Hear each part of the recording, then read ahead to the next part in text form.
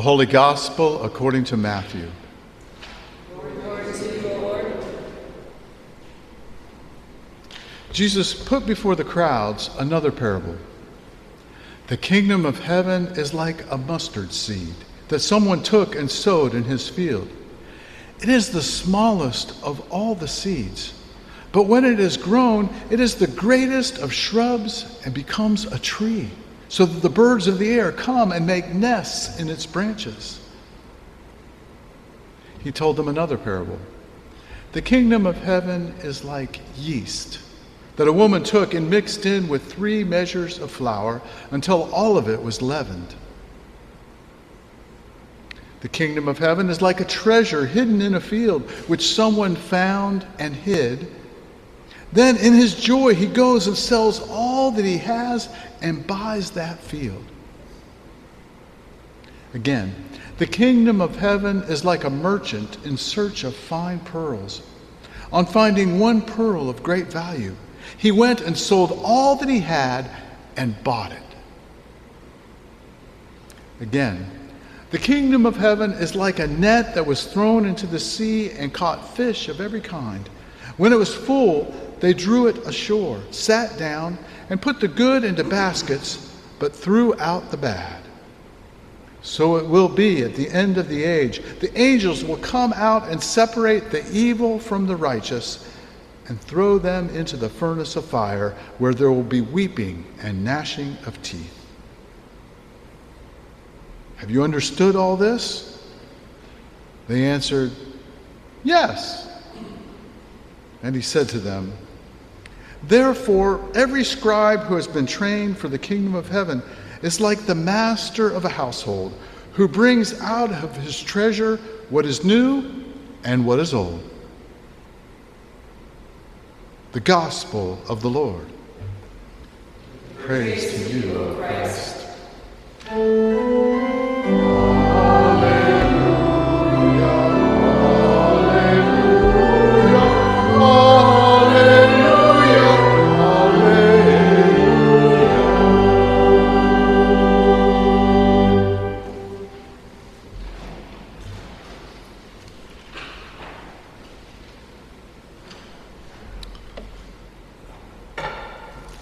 Parables are kind of like riddles. They engage our minds to seek wisdom. But do we ever fully understand them? Is their work ever finished? In many Eastern traditions, like Zen Buddhism, the master will give a student a koan, a story or saying for them to ponder, with the goal of opening their minds in some new ways. Here's one of my favorites. 2 men were arguing about a flag flapping in the wind. It's the wind that's really moving, says the first. No, it's the flag that is moving, contends the other. A Zen master happens to be walking by, overhears their debate, and says, you're both wrong. It's neither the flag nor the wind that is moving. It is the mind that moves. Jesus' parables function to get our minds moving. And today we encounter 5 of them in rapid succession, each highlighting components of what the kingdom or empire of heaven is like. And then we even get a bonus story at the end about scribes trained for the kingdom of heaven. It also kind of functions like a parable, as it can get our minds moving in new ways as well. And that's where I want to dive in. For after a long succession of parables, Jesus asks his disciples, have you understood all this? And they respond, yeah, we get it. I imagine Jesus must have chuckled himself. Really?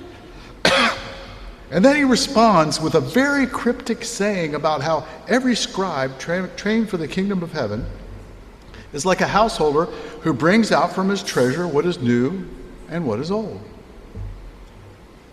Now, scribes are the keepers of the Jewish tradition. Maybe this reference to new and old is about how they need to interpret the treasure of the tradition in each new day. Is Jesus communicating that we too should apply God's kingdom ways to each new situation or issue that arises in our time? Or is this Jesus' way of telling his disciples not to be so certain that they understand these parables? Well, let me share with you some further of my own ponderings to what these parables teach us about living as God's people under God's reign. Now, I might miss how they speak to you, so don't stop pondering them yourselves once this sermon's over. They function like different lenses, helping us to see more clearly how God's empire is at work in our world and our lives. I'm struck by many overlapping themes between these parables, and it's not just between those 5 we heard today, but also the preceding ones, the sower, and the wheat and the weeds, those two the ones we had the last 2 weeks. There's a real universality to God's kingdom, for that empire of heaven can be found all over. It's the whole field or all the different types of soil. It's the whole batch of flour or the whole sea and everything in it. Now, translators make an assumption and have inserted the word fish into that parable in the sea. But it's more than just fish. A seine or dragnet gathers up everything, all the good and all the bad. The net of the kingdom gathers it all in. And once again, like last week with the weeds and the wheat, in this parable, the angels come to do the sorting between the righteous and the evil. And the evil end up in a furnace of fire where there's weeping and gnashing of teeth. So there is a note of judgment in this parable. But just like last week, we're not the ones to do the judging between good and evil. That's God's role. This parable can help us to see that the kingdom of heaven existing wherever wrongs are righted and whenever there are moments of reconciliation, renewal, and restoration. God is also the main actor who brings the kingdom to fruition, which is like everything that grows. We can tend plants, but we can't make them grow. The mustard seed makes this point well. It grows into a bush, even to a tree for birds to nest in. But also, because mustard is an invasive weed in Israel, it scores points for universality as well. It grows everywhere, even where it's not wanted. Maybe we should be looking for the empire of heaven in places where we least expect to find it. These parables, many of them, contain an element of hiddenness. This teeny tiny mustard seed disappears into the ground. The yeast is concealed inside 3 measures of flour. The treasure is buried in a field. The hidden pearl must be found. The kingdom of heaven, Jesus insists, is not immediately visible.